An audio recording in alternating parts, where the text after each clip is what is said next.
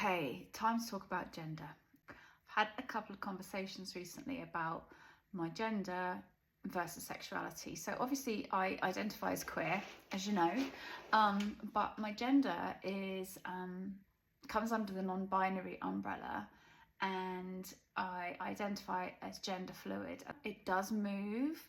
That said, the more I understand myself, the more I unmask, the more I feel that I can live the more authentic version of myself.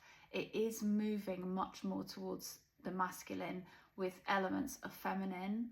And if I had to say what I feel, it feels more like home. I feel like a masculine person who expresses feminine energy rather than a female who expresses masculine energy.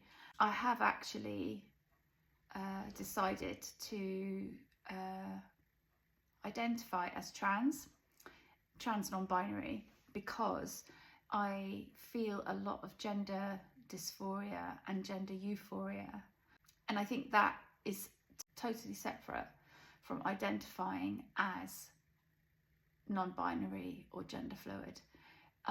You can be those things and not be trans, because you might not experience gender dysphoria or gender euphoria, and I absolutely do. For example, wearing clothes gives me a lot of gender affirming feelings, and when I'm naked I can sometimes struggle with gender dysphoria. I have a really feminine body, it's really curvy, I have big hips, I have a big chest, and I can really struggle with my gender when I'm naked. And so clothing really helps. The more I understand about who I am, the more this is becoming apparent.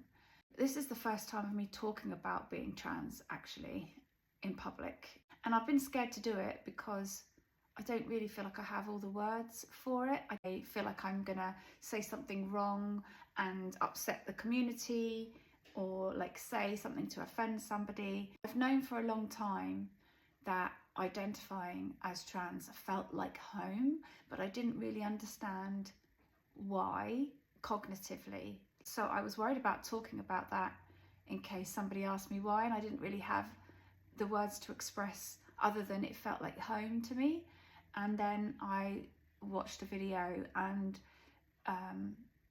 somebody else said that if you experience gender euphoria or gender dysphoria, that is where the trans element comes into it. There are definitely times in daily life where I struggle with living in a body that is very feminine. That said, I don't feel like I was born in the wrong body. I know that some people say that. That hasn't been my experience. I just feel that it has evolved. I do definitely feel that throughout my life there have been times where there's been this tension or friction around gender, and I haven't had any understanding of what that's meant or how to express that, and that's been really confusing for me. There's some things that I don't know if I'm ready to talk about publicly yet. They're really personal, intimate things. What I do know is that the more I understand, the more I learn, and the more I come to terms with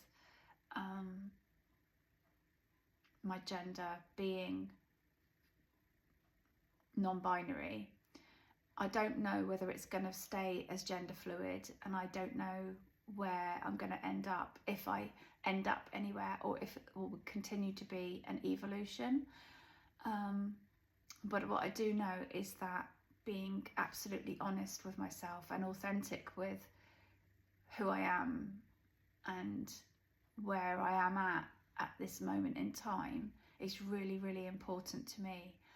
And the more I do that, the more joy that brings to me, and how important it is to me to surround myself with people who understand that and accept that, and also celebrate that in me, celebrate that authenticity and that journey for me, and love that in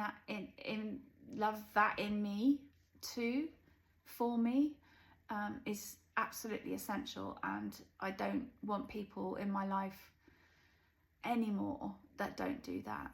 It has meant that people have walked away from me, and that's been really painful.